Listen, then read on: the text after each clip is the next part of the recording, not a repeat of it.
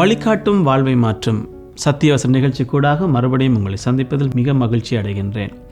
இந்த புதிய வருஷத்திலும் நாம் பார்க்க போகின்ற ஒரு செய்தி என்னவென்றால், பிரியமானவர்களே, இன்று பூமியிலே வாழுகின்ற மனிதர்கள் பணம் என்கின்ற காரியத்தை அதிகமாக தேடி ஓடுகின்றார்கள். பணம் என்கின்ற காரியம் வெறுமனே எங்களோட வாழ்க்கையிலே இருக்கின்ற பொருட்களை சேர்ப்பதற்கும் சௌகரியமான வாழ்க்கை வாழ்வதற்கும் மாத்திரமே வழிவகுக்கும். ஆனால் அதை விட நம்முடைய வாழ்க்கையிலே மிக பெருமதியான விடயங்கள் அதிகம் இருக்கின்றது. உலகத்திலே மிக சிறந்த ஒரு எழுத்தாளர் தலைவர்களை குறித்து, வெற்றி அடைந்த மனிதர்களை குறித்து ஆய்வு செய்த பொழுது அவர் சொன்ன ஒரு காரியம் என்னவென்றால், உலகத்தில் பல மனிதர்கள் பல வெற்றிகளை அடைந்திருக்கிறார்கள். ஆனால் அவருடைய வாழ்க்கையிலே, அவருடைய குடும்பம் என்கின்ற வாழ்க்கையிலே அநேகர் தோல்வி அடைந்து அவர்கள் வெற்றியை கொண்டாடுவதற்கு தங்களோடு குடும்பம் இல்லாமல் போனதை உணர்ந்திருக்கிறார்கள். ஆகவே இன்றைக்கு நம்முடைய வாழ்க்கையிலே, தொழிலிலே, எங்களுடைய படிப்பிலே வெற்றி அடைகின்ற பொழுது நம்முடைய வாழ்க்கையிலும் குடும்ப வாழ்க்கையிலும் நாம் வெற்றி அடைய வேண்டியது மிக அவசியமாக இருக்கின்றது. அப்படிப்பட்ட ஒரு சூழ்நிலையிலே வேதாகமம், ஆண்டவருடைய வசனம் நமக்கு எப்படிப்பட்ட அறிவுரையை கூறுகின்றது, அதை குறித்து நாங்கள் சாலமோன் எழுதின நீதிமொழிகளின் புத்தகம் 3ஆம் அதிகாரத்திலே நாங்கள் பார்ப்போம். பிரியமானவர்களே, என் மகனே, என் போதகத்தை மறவாதே, உன் இருதயம் என் கட்டளைகளை காக்க கடவது. கடவுள் சொல்றாரு, கடவுளுடைய போதனைகள் வேதாகமத்திலே கடவுள் மனிதனுக்கு வாழுவதற்கு வேண்டிய போதனைகளை அநேகம் கொடுத்திருக்கிறார். அதை குறித்து சொல்லுகிற பொழுது சொல்லுகிறார், நீ அதை மறந்து போகாதே, அது உன் இருதயத்தில் இருக்க வேண்டும், அதை நீ சிந்தித்து கொண்டு இருக்க வேண்டும். அப்படி நாம் இருக்கின்ற பொழுது அவர் சொல்லுகின்றார், பாருங்கள், அவைகள் உனக்கு நீடித்த நாட்களையும் தீர்க்க ஆயுசையும் சமாதானத்தையும் பெருக பண்ணும். ஆமென். பிரியமானவர்களே, இந்த சமாதானம், தீர்க்க ஆயுசு, இது இன்றைக்கு நம்முடைய மனித வாழ்க்கைக்கு எவ்வளவு முக்கியமானது. இன்றைக்கு நாங்கள் பார்க்கலாம், சிறு வயதிலே கூட, இல்லாட்டி வாலிப வயதிலே அநேக வியாதிகள், சமாதானமற்ற நிலைமை, வேலையின் நிமித்தம், படிப்பு நிமித்தம், குடும்ப பிரச்சனை நிமித்தம் சமாதானம் இல்லாமல் இருக்கின்றார்கள். ஆகவே பிரியமானவர்களே, கடவுளுடைய வார்த்தை நமக்கு சொல்லுகின்றது, இந்த சமாதானத்தை நாம் பெற்றுக்கொள்ள வேண்டுமா, கடவுளிடத்திலிருந்து ஒரு தீர்க்க ஆயுசை, சுகமாக வாழுகின்ற ஒரு தீர்க்க ஆயுசை பெற்றுக்கொள்ள வேண்டும் என்றால் கடவுளுடைய போதனைகளை நாம் மறந்துவிடக்கூடாது. வேதாகமத்திலே கடவுள் எங்களுக்கு தந்த போதனைகளின்படி நாம் எங்களுடைய இருதயத்தை அதுக்கு கொடுத்து நாம் வாழுகின்ற பொழுது இங்கே சொல்லப்பட்ட சமாதானமும், அங்கே ஒரு மகிழ்ச்சியான வாழ்க்கையும் தீர்க்க ஆயுசையும் நம்முடைய வாழ்க்கையிலே பெற்றுக்கொள்ள முடியும். அது மாத்திரமா பிரியமானவர்களே, 3வது வசனம் இப்படி சொல்லுகிறது, கிருபையும் சத்தியமும் உன்னை விட்டு விலகாதிருப்பதாக, நீ அவைகளை உன் கழுத்திலே பூண்டு அவைகளை உன் இருதயமாகிய பலகையிலே எழுதிக்கொள். அப்ப கடவுளுடைய கிருபை, அவருடைய சத்தியம், இவை இரண்டையும் எங்களுடைய வாழ்க்கையிலே நாம் அனுதினம் பெற்றுக்கொள்ள வேண்டும். அதுதான் நாங்கள் பார்க்கலாம், ஜெபத்தினூடாக கடவுளுடைய சமூகத்தில் நாங்கள் நம்பிக்கையோடு ஜெபிக்கின்ற பொழுது அவருடைய கிருபையை நாங்கள் பெற்றுக்கொள்ளுகிறோம். காலையில் எழும்பி வேதத்தை தியானிப்பது கூடாக அவருடைய சத்தியங்களை நாங்கள் பெற்றுக்கொள்ளுகிறோம். அப்படி நாங்கள் பெற்றுக்கொள்ளுகிற பொழுது பிரியமானவர்களே, அதனால் தேவனுடைய பார்வையிலும், 4வது வசனம் சொல்லுகின்றது, அதனால், எதினால், ஜெபத்தினூடாக, வேத தியானத்துக்கூடாக, அதனால் தேவனுடைய பார்வையிலும் மனுஷனுடைய பார்வையிலும் தயவும் நற்கீர்த்தியும் நட்புத்தியும் நீ பெற்றுக்கொள்வாய். ஆமென்.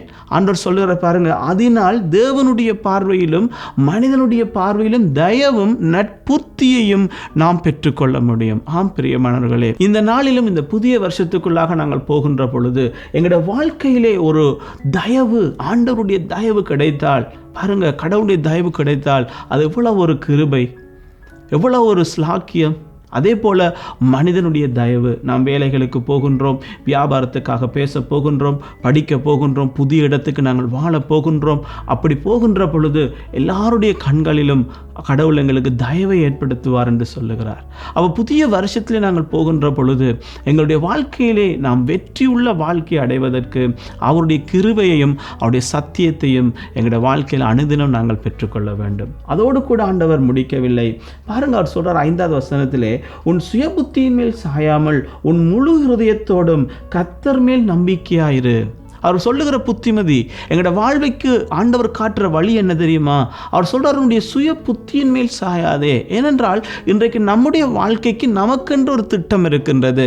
நாம் இதை இப்படி செய்ய வேண்டும், அதை அப்படி செய்ய வேண்டும், இந்த காலத்தில் செய்ய வேண்டும், இங்கே போக வேண்டும், இங்கே வர வேண்டும் என்கின்ற எங்களுடைய சுய புத்தியின் மேலே சாயாமல் நமக்காக திட்டங்களை, நல்ல திட்டத்தை கடவுள் சொல்றார் ஏசாயா புத்தகத்தில், உன்னுடைய நினைவை பார்க்கலும் என்னுடைய நினைவு பெரிது, நீ யோசித்திருக்கிறதை பார்க்கலும் நான் உனக்காக யோசித்து வைத்திருக்கின்ற திட்டம் பெரிது, அது வானத்துக்கும் பூமிக்கும் எவ்வளவு தூரமோ அதுக்கும் மேலாக ஒரு பெரிய நோக்கத்தை கடவுள் ஒவ்வொரு மனுஷனுக்கும் இந்த பூமியிலே வைத்திருக்கிறார். இந்த நிகழ்ச்சியை பார்த்து கொண்டிருக்கிற, இந்த வார்த்தைகளை கேட்டுக்கொண்டிருக்கிற உங்களுடைய வாழ்க்கையிலும் கடவுள் ஒரு பெரிய திட்டத்தை வைத்திருக்கிறார். ஆகவே நாங்கள் எங்களுடைய புத்தியிலே, நாங்கள் எங்களுடைய சுய சித்தத்திலே நாங்கள் வாழுவோமா இருந்தால் நமக்கு தெரிந்த ஒரு சிறிய வட்டத்துக்குள்ளே தான் பிரியமானவர்களே எங்களுடைய வாழ்க்கை காணப்படும். ஆனால் கடவுளுடைய சித்தத்துக்கு எங்களுடைய வாழ்க்கையை நாங்கள் விட்டு கொடுக்கின்ற பொழுது, அது எல்லைகள் தாண்டி ஆபிரகாமை கடவுள் அழைக்கிற பொழுது, ஆபிரகாம் ஒரு சிறிய வட்டத்துக்குள்ளே இருந்தான். ஆனால் ஆபிரகாமை கடவுள் அழைத்தபோது சொல்ல, நான் உன்னை ஜாதிகளுக்கு பிதாவாக மாற்றுவேன். பாருங்க, எப்பயோ வாழ்ந்த ஒரு ஆபிரகாம் இன்றைக்கும் அவருடைய பெயரை ஆண்டவர் பெருமைப்படுத்தி இருக்கிறார். அப்படியாக எங்களுடைய வாழ்க்கையிலே தேவன் வைத்திருக்கிற திட்டம் மிக பெரிது பிரியமானவர்கள். அதைத்தான் பாருங்க அவர் சொல்றாரு, உன் வழிகளெல்லாம் அவரை நினைத்துக்கொள், அப்பொழுது அவர் உன் பாதையை செவ்வைப்படுத்துவார்.